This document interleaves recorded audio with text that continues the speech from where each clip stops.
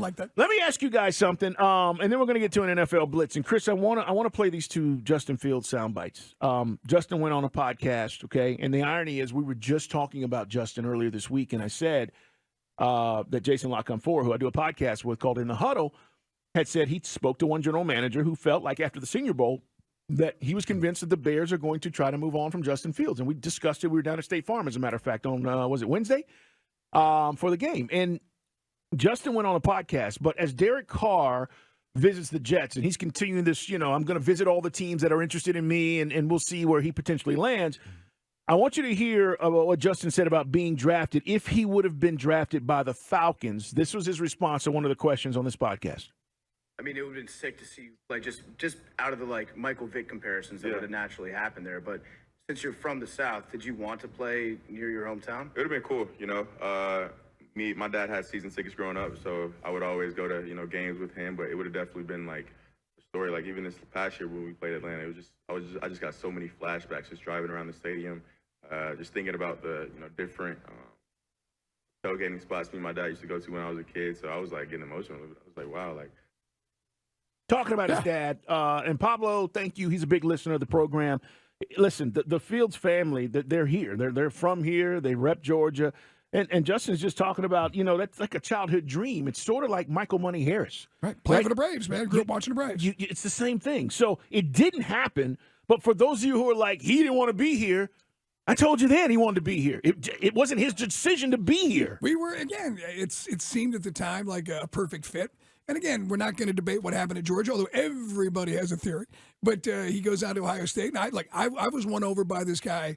I mean, we knew he had the skills, we knew he had the cannon for the arm, but that Clemson semifinal game was unbelievable. Where, the hits he took, delivering the football. That's what makes it so peculiar. Why the accuracy has been an issue at times for him in Chicago. Now, come play in a dome.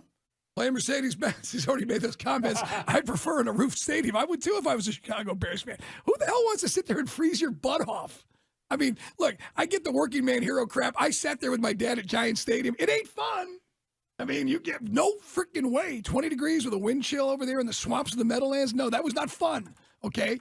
Beating the 49ers was fun. Beating the Redskins then was fun. But, actually sitting through it, not exactly great. But it is interesting because everything now is kind of under a microscope now that between the Jason Lock-on-4 report and him doing some interviews, I wonder if Bears fans are getting antsy if they like him, or maybe out the door if they don't like him. Yeah.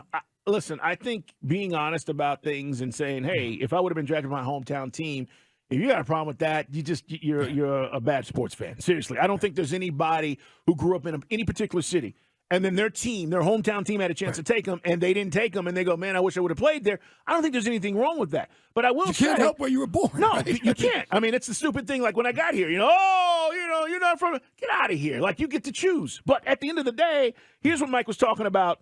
When Fields was saying, I hope we get a dome-type stadium, they have purchased the land. The Bears are going to get, it's 326-acre property. They are going to get a new stadium here as they move along. But this is what Fields said about the dome situation.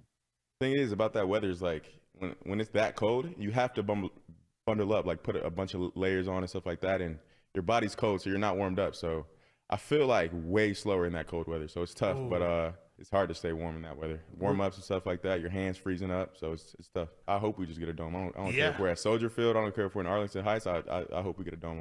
Now, the proposal is 61,000-seat stadium with a roof.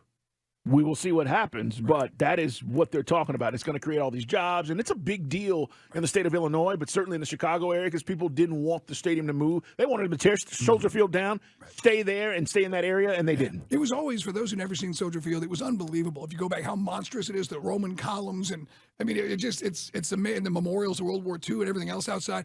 But dropping that spaceship inside it just never aesthetically looked right.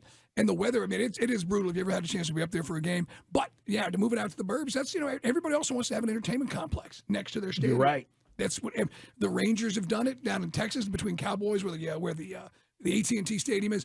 Everybody wants to sort of take a piece of what we're doing over at the Battery and make it their own. It's what's going on. And you control that, and the Bears make more money. They make a killing. The Braves are making a killing.